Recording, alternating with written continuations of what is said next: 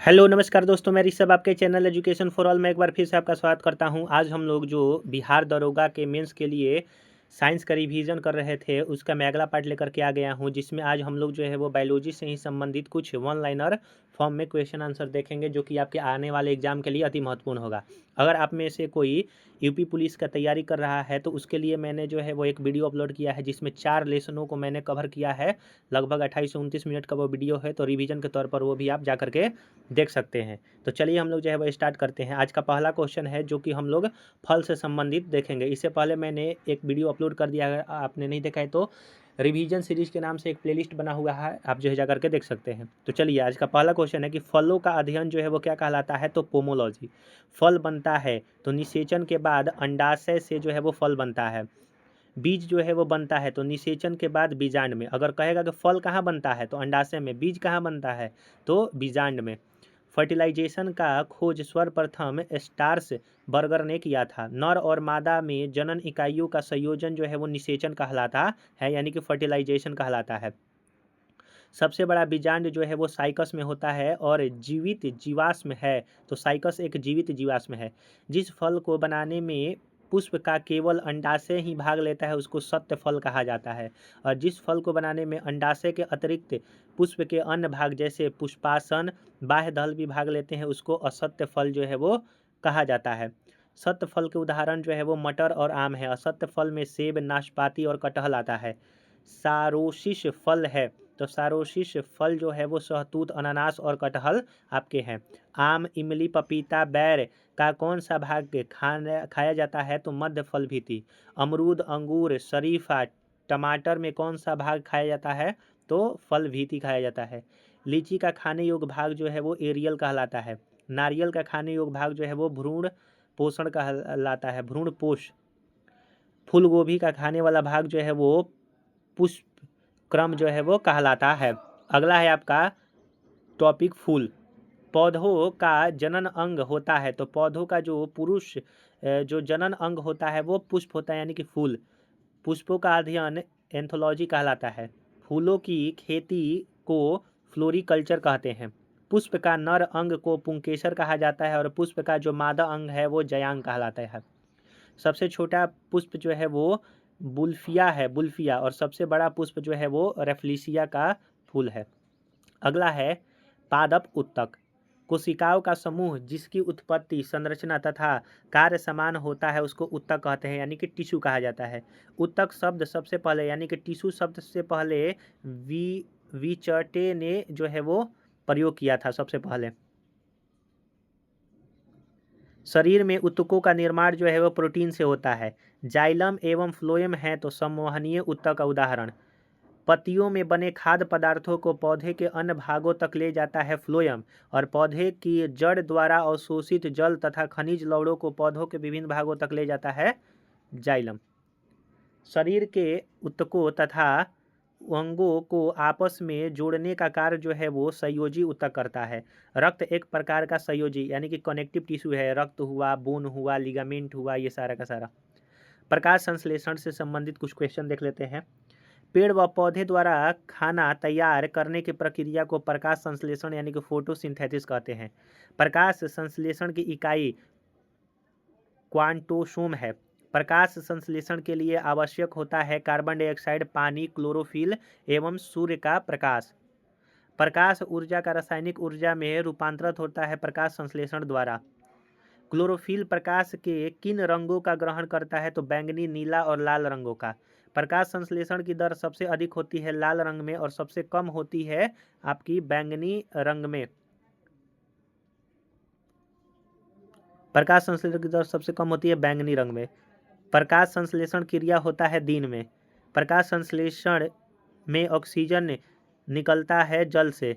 जल के अपघटन के लिए ऊर्जा मिलती है प्रकाश से। जल के अपघटन के लिए ऊर्जा मिलती है प्रकाश से। प्रकाश संश्लेषण का प्रथम स्थिर यौगिक है ग्लिसरिक अम्ल। वायुमंडल में ऑक्सीजन की मात्रा संतुलित होता है प्रकाश संश्लेषण के द्वारा। जैविक ऊर्जा का अंतिम स्रोत जो है वो सौर विकिरण कहला होता है। पादप हार्मोन। प्रमुख पादप हार्मोन में से ऑक्सिन आता है, जिब्रेलिन आता है, एथिलीन, फ्लोरिजेन और साइटोकाइनिन आता है। पौधे की वृद्धि को नियंत्रित यानी कि वृद्धि को नियंत्रित करने में ऑक्सिन हार्मोन काम करता है। वृद्धि निरोधक पादप जो है वो एब्सिसिक अम्ल तथा एथिलीन है। खोजा गया प्रथम पादप हार्मोन जो है वो ऑक्सिन है। ऑक्सिन की खोज डार्विन ने 1880 में किया था। किसका प्रयोग खेतों में छिड़काव करवा करके खरपतवार को नष्ट करने में मदद होता है? तो ऑक्सिन का। 2,4-D है तो एक खरपतवारनाशी।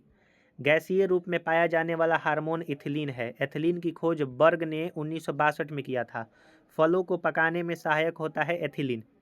मादा पुष्पों की संख्या की वृद्धि में सहायक होता है एथिलीन। बौने पौधों को लंबा करने में सहायक होता है जिब्रेलिन हार्मोन। जिब्रेलिन की खोज जो है वो कुरोसावा ने 1926 में किया था। और जिब्रेलिन क्या करता है? तो पौधों की लंबा करने में सहायक होता है। कोशिका विभाजन की दर को बढ़ाना एवं विकास में सहयोग करना साइटोकाइनिन का काम है। साइटोकाइनिन की खोज मिलर ने 1951 में किया था। फूल खिलाने वाला हार्मोन फ्लोरिजेन है और ट्राउमैटिन है। तो ट्राउमैटिन जो है वो डाइकार्बोक्सिलिक अम्ल है।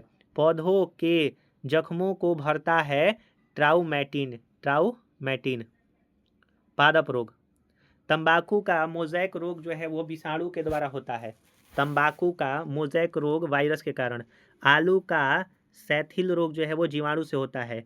गेहूं में रस्ट रोग जो है वो कवक से होता है। गन्ना में लाल सड़न रोग जो है वो कवक से होता है। धान का अंगमारी रोग कारक जो है वो जैंथोमोनास नामक जीवाणु के कारण होता है। ब्लास्ट रोग संबंधित है तो धान से। ब्लास्ट रोग जो है वो धान से संबंधित है।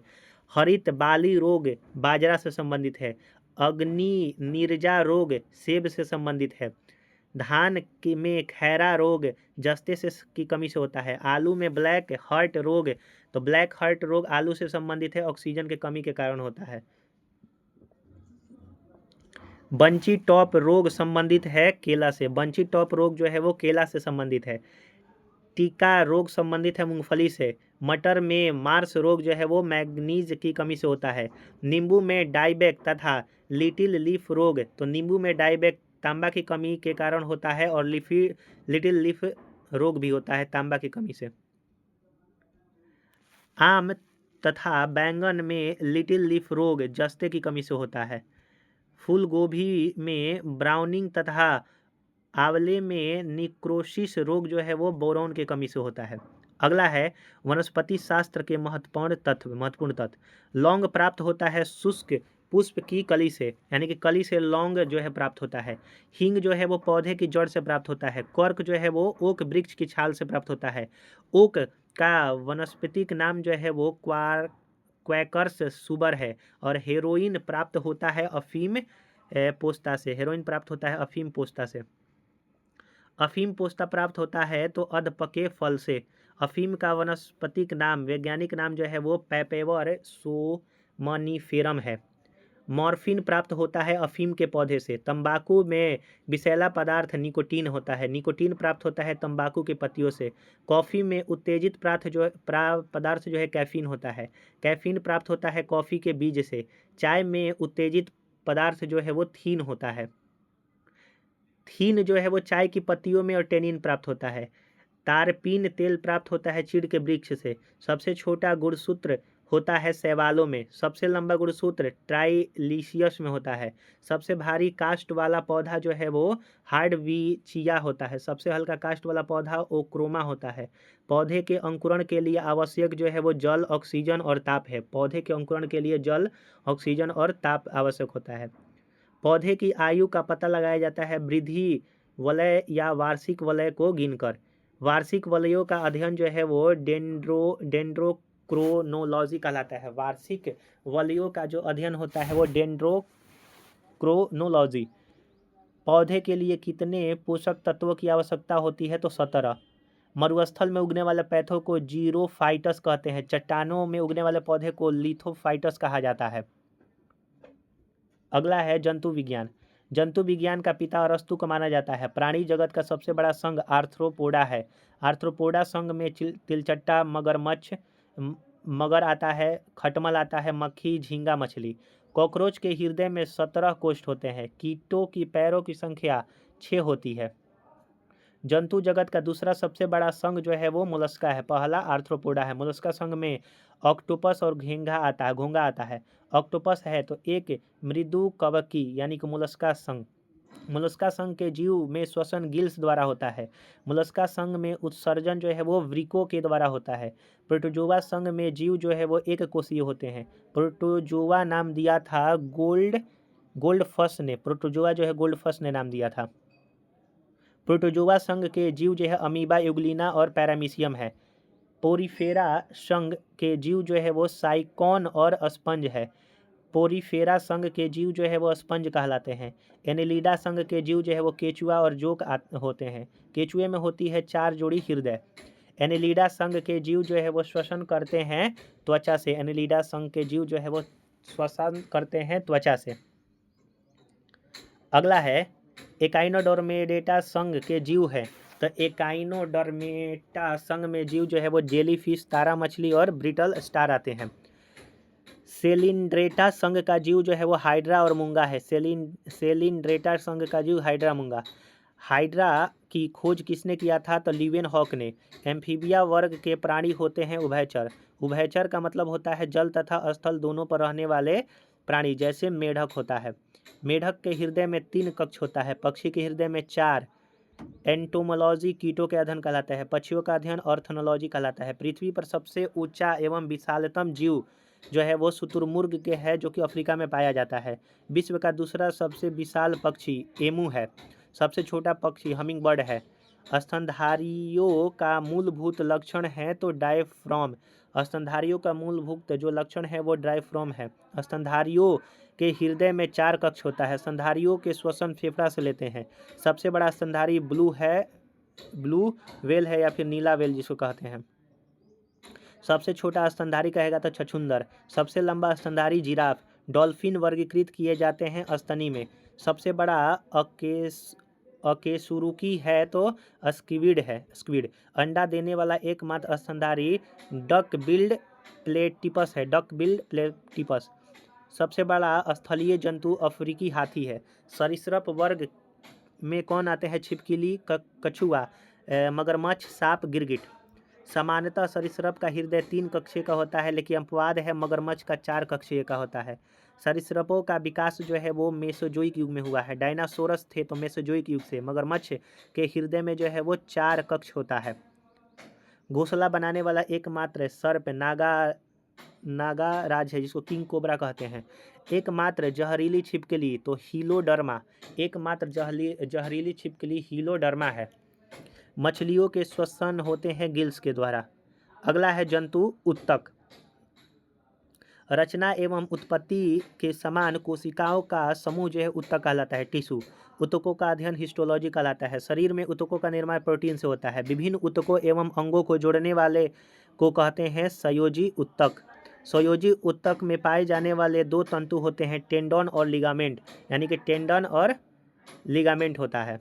अगला है मांसपेशियों को अस्थि से जोड़ता है कौन? तो मांसपेशियों को अस्थि से जो है वो टेंडन जोड़ता है। अस्थियों को अस्थि से, यानी कि हड्डी को हड्डी से लिगामेंट, मसल से हड्डी को टेंडन। चेतना उत्तक होता है तंत्रिका उत्तक। तंत्रिका उत्तक की कोशिकाओं को कहा जाता है तंत्रिका कोशिका या फिर न्यूरॉन। 2 न्यूरॉन के बीच की जगह को साइनेप्स कहा जाता है।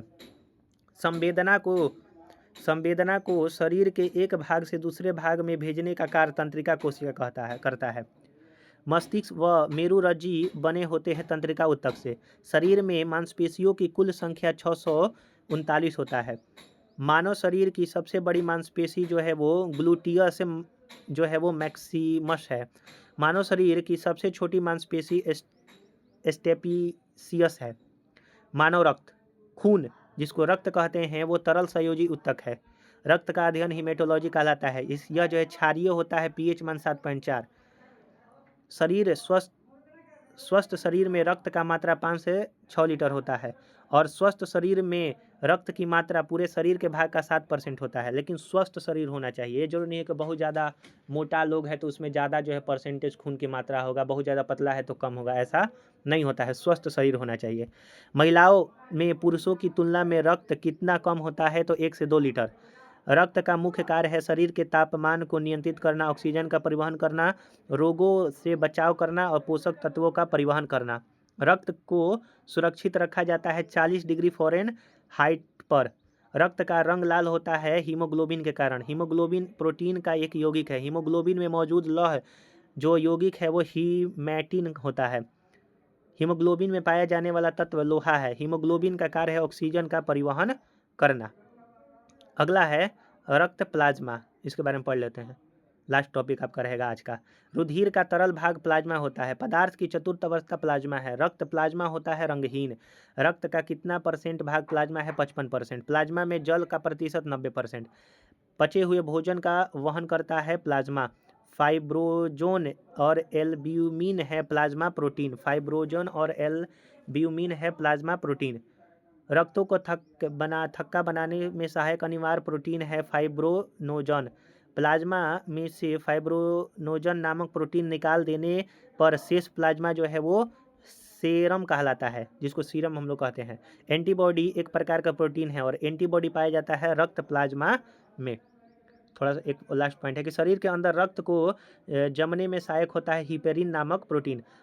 मैं जो है वो अभी तक जितना भी क्वेश्चन करा हुआ है वो सारा का सारा जो है आपका NCERT से संबंधित आपका ये जो है वो क्वेश्चन वन लाइनर फॉर्म में मैं करवा रहा हूँ। अगर आपको ये वीडियो पसंद आ रहा है तो वीडियो को लाइक कीजिएगा, अपने दोस्तों में शेयर कीजिए। अभी तक चैनल को शेयर और सब्सक्राइब नहीं किया है तो चैनल को शेयर और सब्सक्राइब जरूर से जरूर किया कीजिए। अगला टॉपिक हम लोग जो है वो बहुत जल्द ही यानी कि कल जो है आपको मिल जाएगा। और मैं हिस्ट्री का भी जो है वो वन लाइनर फॉर्म में करवा रहा हूँ, उसका भी 2 वीडियो मैंने अपलोड कर दिया। अगर आपने नहीं देखा है तो उसका प्लेलिस्ट बना हुआ आप जो है जा करके देख सकते हैं। तो चलिए हम लोग जो है अगले वीडियो में मिलेंगे, तब तक के लिए नमस्कार।